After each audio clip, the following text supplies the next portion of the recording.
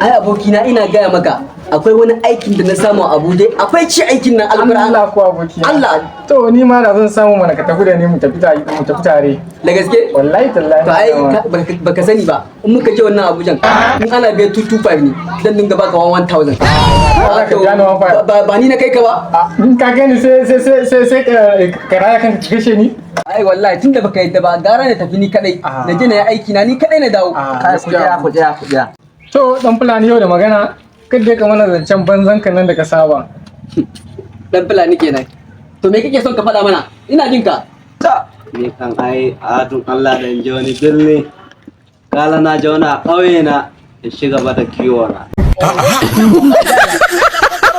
kuna ta shigo lutun banjan kwana amma dan fulani kai baho ne ana magana neman kuɗi kana magana kiwo a jeji shi yasa har gobe ku waye ba rabu da shi dan ƙauye ne bai san komai ba na gama lokacin kira sallah yayi ya kamata ka yi maza dama tun na zo alaulan nake yi maganar ne ya jamu na kasa yin alaula ka maza ka yi ba mu je mu samu sallah dan fulani gashi fa ana kira na Hausa to duba mana ni ma na kira daga Abuja ne fa to ka dauka mana ina ka sai yanzu an ce an dauka sabon kira na kwashi kai da Allah ta shiga mutane guri matsoracin banza kawai ka mana mu gani Hada kana tsoron amsa kira.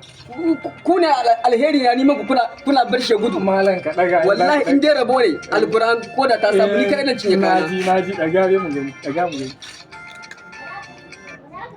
Alo? Ai ya kashe. Ya ji? Wallahi ba su nan. Wallahi sannu.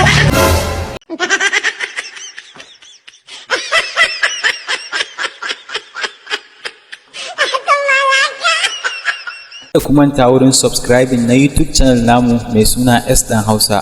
Mun gode.